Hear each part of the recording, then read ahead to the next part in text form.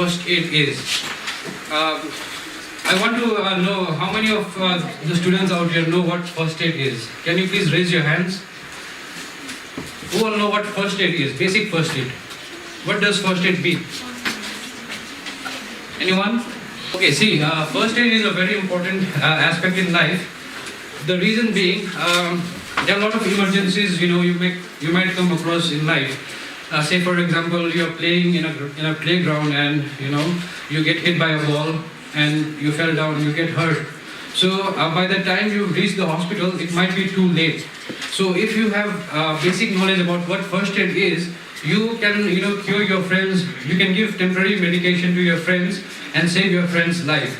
So we are gathered here for this very reason, so that you will come to know in cases of emergencies, like for example when there's a burn, when you faint due to some reason, you become unconscious.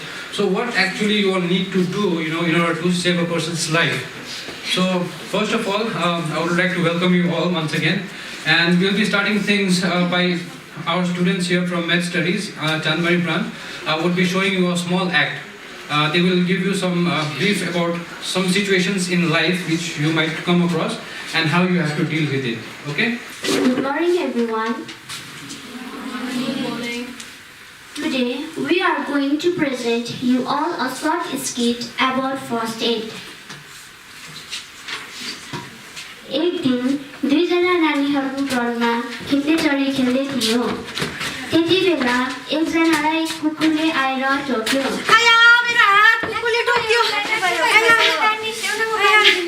त्यस्तो गर्नु हुँदैन। जब तपाईहरूलाई कसैले कुकुरले टोक्छ, त्यति बेला तपाईहरूले चिसो पानीले त्यो जुन चाहिँ कुकुरले टोकेको ठाउँमा पानी हालिदिनु पर्छ। त्यसपछि कुनै एउटा लुगाले बाँधिदिनु पर्छ अनि हस्पिटल लानुपर्छ।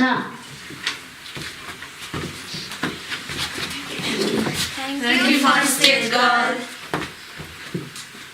एक दिन यस्तै गरम महिनाको समयमा एकजना केटी गरमले ढल्छ।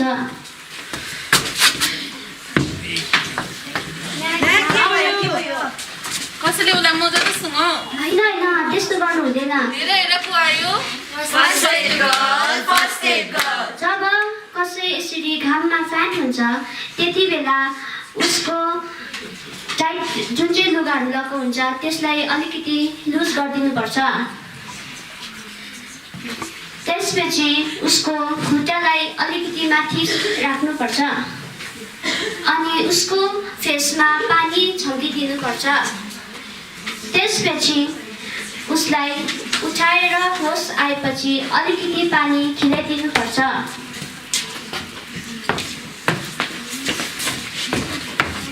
Thank you, first aid girl. Today we have gathered here to know about first aid. My first question is to all that anyone is having any idea about first aid? Anyone is having any idea? Nobody. But I think all of them are doing first aid more or less. अच्छा किसी को अभी तक कोई चोट नहीं लगा? Nobody is injured so far? Is there any person that who are not yet having any injury so far?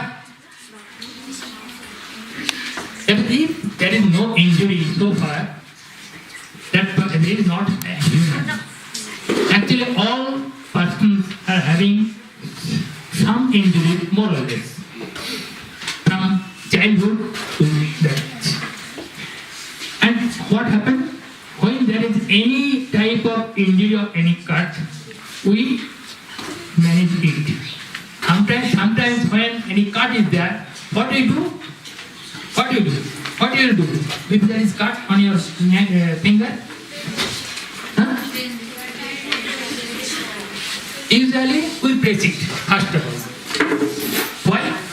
That so that blood will not loss and germ will not enter. So that is the first aid. That first is not having anything. But why you have come to know about first aid? That there are something which we cannot manage there is stuck something, so we cannot touch it.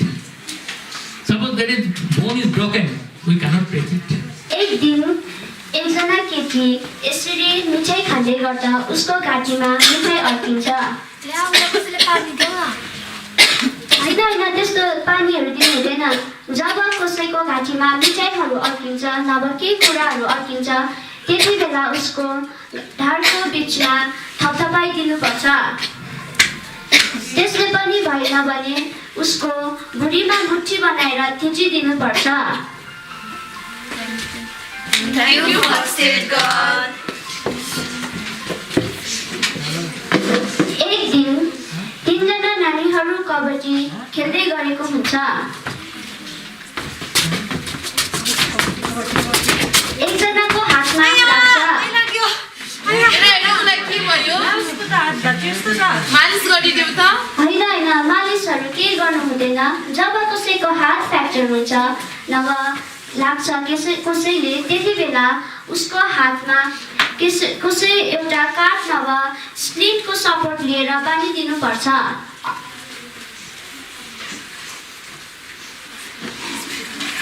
अन्त उसलाई hospital लानुपर्छ। Thank you, First Aid Girl.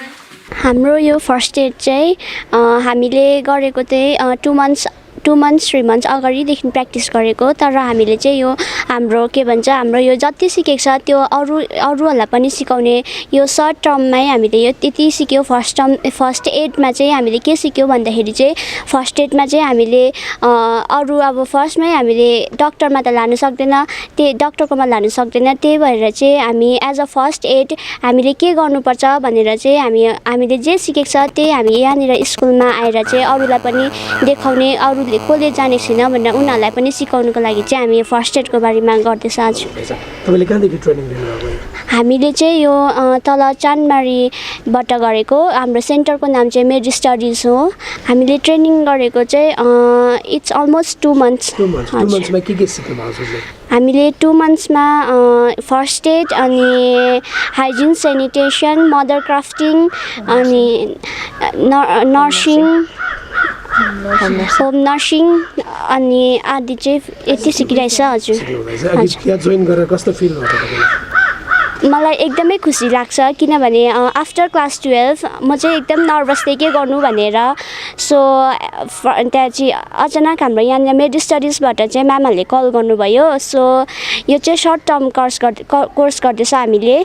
So के भन्छ यसमा चाहिँ हामीले अहिले ठुलो अपर्च्युनिटी पाइरहेछ। म्यामहरूले कल गर्नुभएर हामीले अहिले यति सिक्नु पाइरहेछ कि हामी त्यतिमै खुसी छ। +2 देखि हजुर +2 देखि। म चाहिँ मभन्दा सानो स्टुडेन्टहरूलाई चाहिँ के भन्न चाहन्छु भने फर्दर फ्युचर उनीहरूले पनि यो हामीले जहाँनिर मेड स्टडिजमा हामीले यो गर्दैछ कोर्स उनीहरूले पनि यहाँनिर आएर गर्नु सक्छ किनभने यो एकदमै राम्रो छ। फेसिलिटिजहरू पनि राम्रो छ। उनीहरूलाई यहाँनिर आयो भने चाहिँ एकदमै राम्रो हुन्छ। फर्स्ट एड का उद्देश्य है जीवन रक्षा। पहले देखना है जो नहीं मर जाएगा, उसके बाद उसको इलाज तो हो नहीं सकता। तो इसके ऊपर हम लोग काम कर रहा है। तो इधर जो देखा है जो है एक्सीडेंट हमारा लाइफ का पार्ट है, लेकिन उसको मैनेज करना ए आर्ट ऑफ लाइफ। सो इसके पर ही हमारा काम।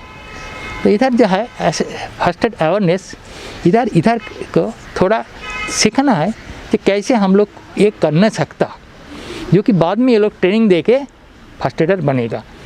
और किसी का कोई प्रॉब्लम होने से वो लोग सहारा दे नहीं सकता। यही है इसका। तो सर अभी कहाँ आपने ट्रेनिंग किया सर? मैं इधर सेंट जॉन एम्बुलेंस एसोसिएशन सन्नगर सेंटर का सेक्रेटरी हूँ, as well as West Bengal state centre को एग्जीक्यूटिव कमेटी मेंबर है। तो सर आपका हेड ऑफिस कहाँ पे है सर? ये कलकत्ता में। वेस्ट बंगाल का हेड ऑफिस कलकत्ता में और नेशनल हेड ऑफिस दिल्ली में। सिलीगुड़ी में भी कोई रीजनल ऑफिस वगैरह है क्या sir?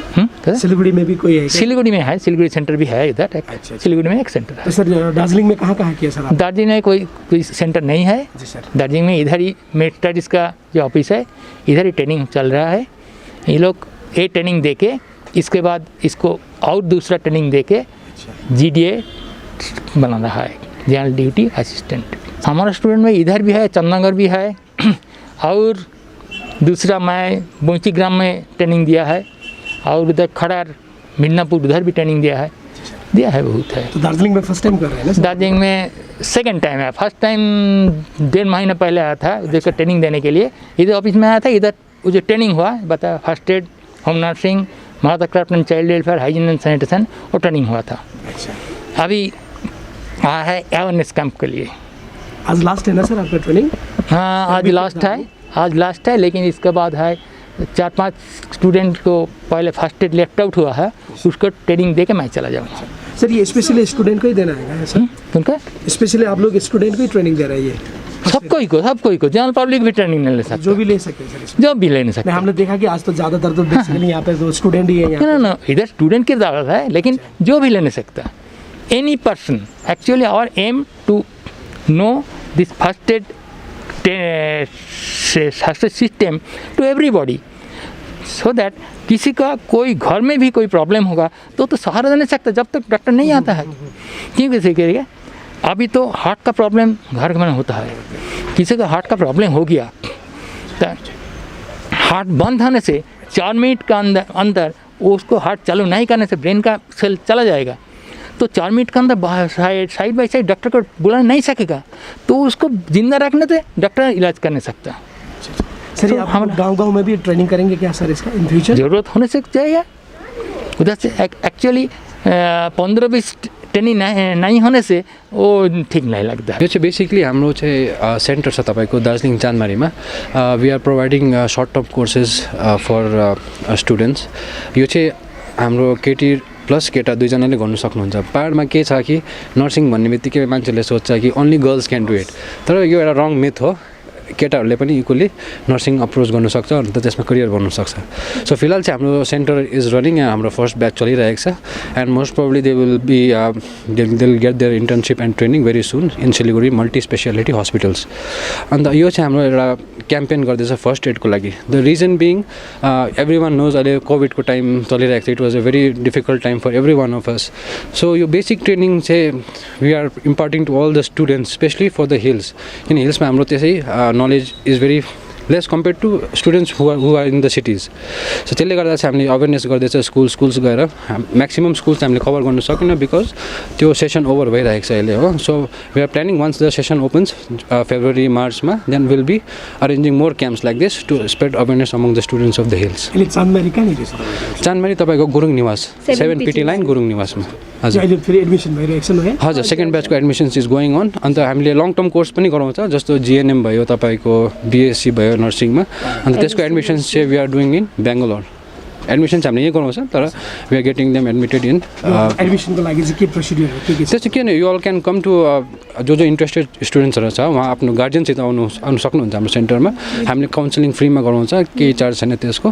We give all the details regarding the courses, course के हो, कति वर्षको हो, कति फिस लाग्छ, त्यसको स्कोप के छ फ्युचरमा, प्लेसमेन्ट भयो, तपाईँको काम कस्तो कस्तो हस्पिटलमा पाउँछ, त्यो सबै डिटेल्स दिन्छ।